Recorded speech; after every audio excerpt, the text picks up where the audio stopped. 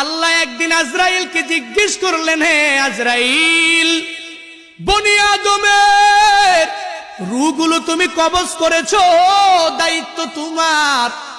হে আজরাইল, তুমি আমারে জানাও না ওই বনি আদমের মধ্যে কোন কোন রূহ কবজ করতে তোমার অনেক কষ্ট হয়েছিল। আজরাইল জানায়া দেয়, হে ও দয়ার মালিক, বনি আদমের মধ্যে দুইটা রূহ কবজ করতে আমার অনেক কষ্ট হয়েছে। কোন দুইটা রূহ?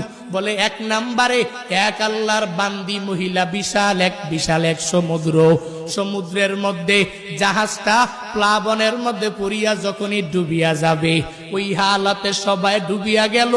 এক প্রেগনেন্ট মহিলা, গর্ভবতী মহিলা কাঠের মধ্যে বসা, একটু পরেই এই মহিলা একটা বাচ্চা প্রসব করবে। তোমার কুদরতের কারিশমা, ওই কাঠের উপরে আল্লাহর বান্দির একটু পরে প্রসব হয়ে গেল।